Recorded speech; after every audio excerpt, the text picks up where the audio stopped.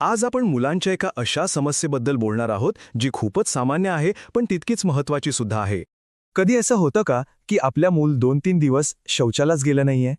किंवा मग शौचाला बसल्यावर खूप रडतंय, त्याला खूप त्रास होतोय?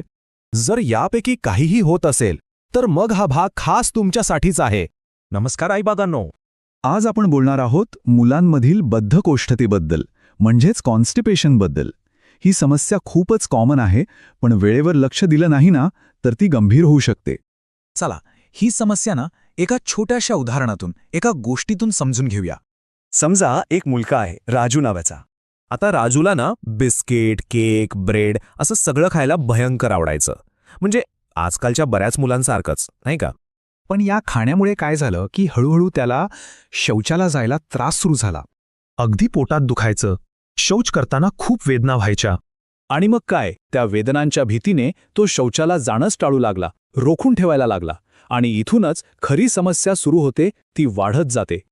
आता बघा, ही राजूची गोष्ट वाटत असली तरी ही आजकाल अनेक घराघरातली परिस्थिती आहे.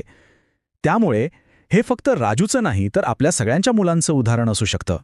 मग आपण जे कॉन्स्टिपेशन किंवा बद्धकोष्ठता म्हणतोय ते नेमकं आहे तरी काय? अगदी सोपं आहे. शौच कडक होणं, वेळेवर न होणं आणि शौच करताना त्रास किंवा वेदना होणं, या 3 गोष्टी म्हणजेच बद्धकोष्ठता.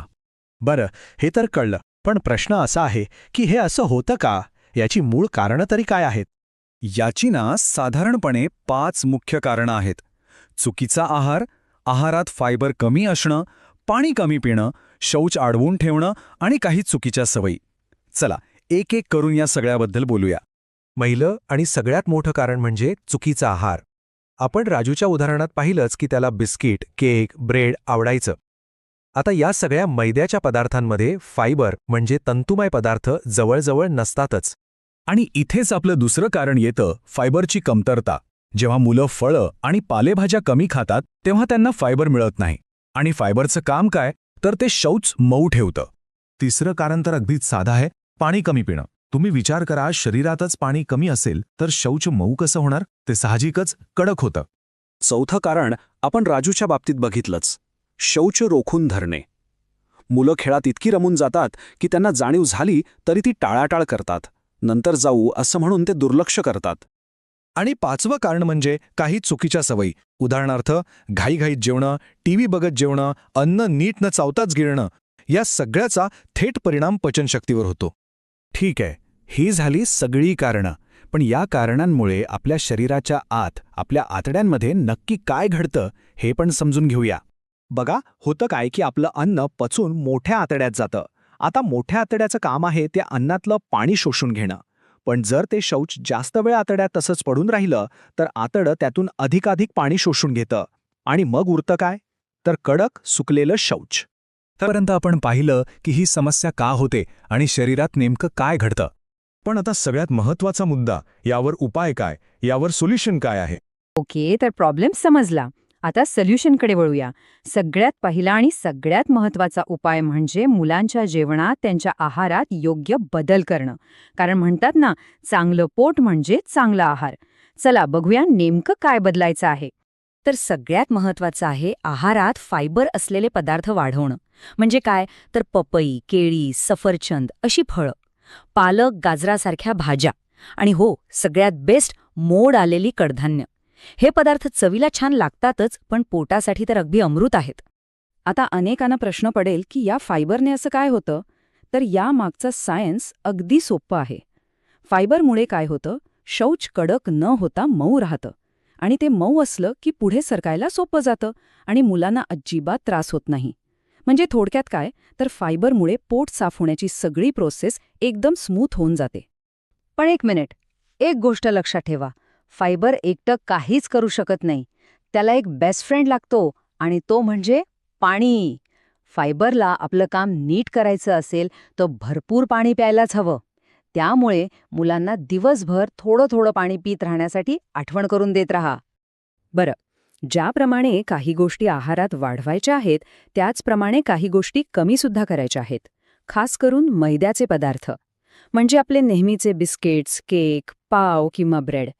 हे पदार्थ पचायला जड असतात आणि ते कॉन्स्टिपेशनचा त्रास अजून वाढवू शकतात. ठीक आहे, आहाराबद्दल तर बोललो. पण फक्त खाणं-पिणं बदलून नाही चालणार. त्यासोबत काही चांगल्या सवयी लावणं सुद्धा तितकंच महत्वाचं आहे. चला तर मग वळूया आपल्या दुसऱ्या उपायाकडे, जो सवयींबद्दल आहे. आपलं शरीर आहे ना, ते एका घड्याळासारखं काम करतं. त्याला एका ठराविक वेळेची सवय लावली की खूप फायदा होतो. म्हणून काय करा, रोज एक वेळ ठरवा, शक्यतो सकाळची, आणि त्या वेळेला मुलांना टॉयलेटमध्ये बसवा. आणि दुसरी सगळ्यात महत्वाची गोष्ट, अजिबात घाई करू नका. त्यांना त्यांचा वेळ घेऊ द्या. कोणताही दबाव नको. तो वेळ एकदम शांत आणि स्ट्रेस फ्री ठेवा. चला, आहार बघितला, सवयी बघितल्या. आता आणखी काही एक्स्ट्रा पण एकदम सोप्या टिप्स सांगते, ज्या खूप कामी येऊ शकतात. या छोट्या छोट्या गोष्टी आहेत, पण फरक मोठा पडतो बरं का. चला बघूया.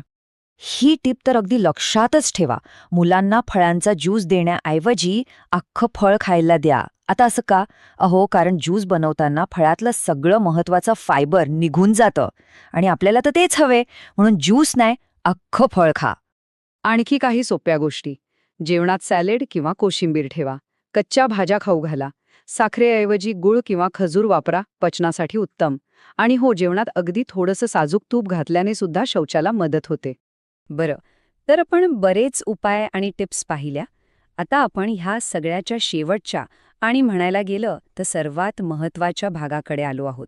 ह्या सगळ्या उपायांमागचा मूळ विचार काय आहे तो समजून घेऊया. हे एक वाक्य अगदी मनावर कोरून ठेवा. मुलांचं पोट साफ तर मुलं निरोगी. इतकं सोपं आहे हे. त्यांच्या पोटाचं आरोग्य हे त्यांच्या पूर्ण शरीराशी आणि अगदी मानसिक आरोग्याशी सुद्धा जोडलेलं आहे. So happy tummy, happy baby. आता हे सगळं ऐकून असं वाटू शकतं की अरे बापरे, इतकं सगळं करायचं. पण थांबा, घाबरून जाऊ नका. एकाच वेळी सगळं काही बदलायची अजिबात गरज नाहीये. फक्त कोणतीही एक छोटी सवय बदला. कारण छोट्या छोट्या सवयींमधूनच मोठा आणि टिकणारा बदल होतो. फक्त सातत्य ठेवा, ते महत्वाचं आहे. तर मग ठरवलं का? आजपासून अशी कोणती एक छोटी सवय आहे जी आपण बदलणार आहात? मुलांच्या जेवणात एक फळ वाढवणार की रोज सकाळी टॉयलेटमध्ये बसण्याची सवय लावणार? विचार करा. आपला एक छोटासा बदल आपल्या मुलाच्या आरोग्यात खूप मोठा आणि पॉझिटिव्ह फरक घडवून आणू शकतो. मग सुरुवात आजपासूनच करूया. तुम्हाला अजून कोणत्या विषयावर व्हिडिओ हवा असल्यास कमेंट करून नक्की सांगा. आणि अशाच व्हिडिओसाठी लाईक, शेअर आणि सबस्क्राईब करा. भेटूया पुढच्या व्हिडिओत.